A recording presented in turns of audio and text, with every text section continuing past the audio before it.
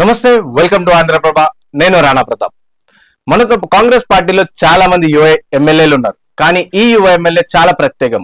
ఎంత ప్రత్యేకం అంటే రీసెంట్ గా ఎల్బీ స్టేడియం లో జరిగిన కాంగ్రెస్ బూత్ స్థాయి మీటింగ్ లో రేవంత్ రెడ్డి, తెలంగాణ సీఎం అయిన రేవంత్ రెడ్డి వచ్చి ఏఐసిసి ప్రెసిడెంట్ ఖర్గే ముందు వచ్చి తనను పిలిచి అండ్ ఇంట్రడ్యూస్ చేసి 2 నిమిషాలు తన గురించి మాట్లాడడం జరిగింది. సో ఇది ఇంత ప్రత్యేకం అంటే రేవంత్ రెడ్డికి ఎందుకు అంత సన్నిహిత్యం? ఎవరా ఎమ్మెల్యే? ఏ కాన్స్టిట్యున్సీకి చెందిన ఎమ్మెల్యే? వారే ఖానాపూర్ కాన్స్టిట్యున్సీకి చెందిన ఎమ్మెల్యే వెడమ బుజ్జు గారు. సార్ నమస్తే. నమస్తేనా, ఎట్లున్నా అన్న? అంత బాగానా, అంత హ్యాపీ. సో రాజకీయంగా చూసుకుంటే మీరు ఇప్పుడు ఎమ్మెల్యే. సో నెక్స్ట్ ఏమన్నా అంటే ఈ పొజిషన్ కి వెళ్ళాలన్నట్టు ఏమన్నా థాట్? అట్లా ఏం థాట్ లేదు. మన తలరాజుల మీద ఏమైనా రాసి ఉంటే ఉంటది. ఏదున్నా కర్త కర్మ క్రియ గౌరవ ముఖ్యమంత్రి తప్ప ముఖ్యమంత్రిని కాదనుకుని నేను ఏ పదవులు కూడా ఆశించా. వాస్తవంగా నేను గతంలో పార్టీ ఉన్నప్పుడు కూడా నాకు ఈ పోస్ట్ కావాలి ఆ పోస్ట్ కావాలని ఏ రోజు కూడా నేను మాట్లాడాలి. టికెట్ విషయంలో కూడా నేను ఎక్కడ కూడా విపరీతంగా ఫైర్వెల్ చేయలే. నా పని ఒకటే, ప్రజల్లో ఉండాలి, ఎవరికి టికెట్ ఇచ్చినా వాళ్ళని గెలిపియాలి, నా ఏకైక లక్ష్యం. ఇంకొకటి, నేను జంగుబాయి మేము నమ్ముకునే దేవుని మీద ప్రమాణం కూడా చేసిన ఆ రోజులో. ఎవరికైనా టికెట్ ఇవ్వని నేను వాళ్ళ కోసం నేను పని చేస్తానని మాట ఇచ్చిన.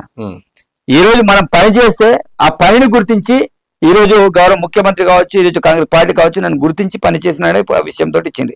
చాలా మంది గౌరవ ముఖ్యమంత్రి కూడా ఆరోపణలు చేసిండ్రు. చాలా మంది టికెట్లు అమ్ముకున్నాడు, గిట్ల చేసిండ్రు, గట్ల చేసిండ్రు. వేలం రోజులు ఏం డబ్బులు ఉన్నాయని, ఎవరికి నేను డబ్బులు ఇచ్చానని. అట్లాంటి మూర్ఖులు ఎవరైతే రేవంత్ రెడ్డి బద్దం చేయాలనుకున్నారో వాళ్ళకు జ్ఞానోదయం కావాలి నన్ను చూసి.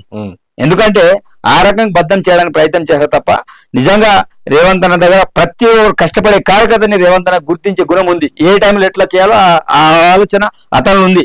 ఈ రోజు అతని ఆలోచన ఈ రోజు ప్రభుత్వాన్ని ఏర్పాటు చేసే విధంగా చేసింది. సో ఇప్పుడు కాంగ్రెస్ ప్రభుత్వం అంటే ఇప్పుడు చూసుకుంటే ప్రతి ఒక్క రెడ్ల సామాజిక వర్గం అంటే వెలమ దొరల రాజ్యం పోయి రెడ్ల సామాజిక వర్గం వచ్చింది అన్నట్టు అంటారు. సో దానికి మీరేమంటారు? ఈ రోజు అనేటోళ్ళు ఏదని అనుకుంటారు. గతంలో వెలుమలో ఇప్పుడు రేవంత్ రెడ్డి ఏమంటే రేవంత్ రెడ్ల సామాజిక వర్గం అంటారు. కానీ ఎక్కడ ఏముంది ప్రాధాన్యత రెడ్లు ఏమైనా ఇది చేస్తున్నారు. ఈ రోజు ప్రతి ఒక్క సామాజిక వర్గాన్ని రేవంత్ కలుపుకుంటూ పోతుండు. ఈ రోజు చూడండి, కోదండ రామ్ని ఒక మేధావిని తీసుకొచ్చి ఎమ్మెల్సీ చేయడం అనేది జరిగింది. అదేవిధంగా ఈ రోజు సీతక్కని ఒక పంచాయతీరాజ్ శాఖ మినిస్టర్ గా చేయడం అనేది జరిగింది. అంటే ఒక్కొక్కరికి అంటే అన్ని కులాలకు అన్ని మతాలకు ప్రియారిటీ ఇస్తూ పోతుండు కదా. ఎవరిని తక్కువ చేస్తుండ్రు రేవంత్ అని చెప్పండి? ఎక్కడ కూడా ఎవరిని కూడా చేయడం లేదు. ఈ రోజు ఆ రోజుల్లో వాళ్ళు వెలమదొరలు వెలమలే అన్ని చోట్ల ఉండాలని వాళ్ళ ఆలోచనతో వాళ్ళు చేశారు. కానీ ఈ రోజు ప్రతి సామాజిక వర్గానికి ఒక ప్రాధాన్యత ఇస్తూ ఈ రోజు రేవంత్ ముందుకు వెళ్ళడం అనేది జరుగుతుంది. ఎవరిని మాట్లాడినా ఏదో కుట్రపూరితంగా వాళ్ళు మాట్లాడతా తప్ప వేరేది అయ్యేది ఏం లేదు. దాంతో మాట్లాడితే రేవంత్ రెడ్డి అంటారు. సో ఎందుకు సార్ మీకు రేవంత్ రెడ్డి అంటే అంత పిచ్చి? రేవంత్ రెడ్డి పిచ్చేందుకు నేను ఈ రోజు రాజకీయాలు ఈ పొజిషన్ ఉన్నట్టే కారణం రేవంత్ అన్న. దాని తప్ప ఇంకెవరు కూడా కాదు. అది ఫ్యాక్ట్ కూడా, వాస్తవం కూడా.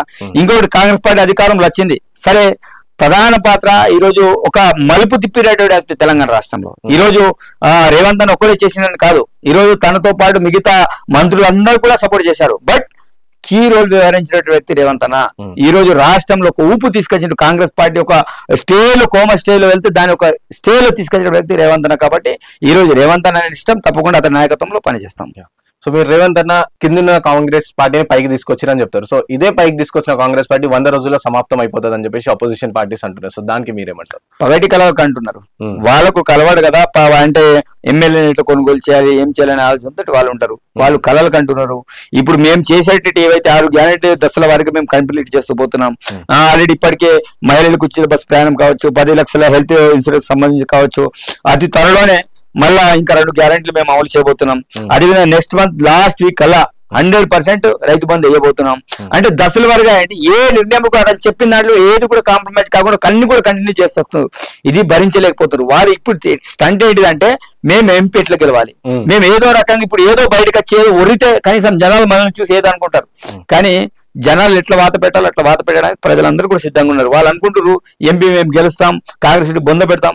అది నెవర్, అది కానటువంటి పరిస్థితి. తప్పకుండా కాంగ్రెస్ సీట్లు కూడా మాక్సిమం గా 30 నుంచి 40 సీట్లు మేము గెలిచేటువంటి అవకాశం మాకు ఉంది తప్ప ఇంకెవరు కూడా ఏం చేయలేరు ఇక్కడ. Thank you so much for your time sir. So చూసారుగా, ఇది మన వెడమ బుజ్జు గారు చెప్తున్న వర్షన్ ఏంటంటే, నేను ఒక ఆదివాసీ కుటుంబం నుంచి వచ్చిన వ్యక్తిగా అండ్ ప్రజల మంచిగా, ఎందుకంటే నిరంతరం 24/7 కూడా ప్రజల్లోనే ఉంటాను, ప్రజల కోసమే పనిచేస్తా అని చెప్పేసి చెప్పడం జరుగుతుంది. సో రేపు మరొక ఇంటర్వ్యూ మీ ముందుంటాం. అప్పటివరకు చూస్తూనే ఉండండి ఆంధ్రప్రభ.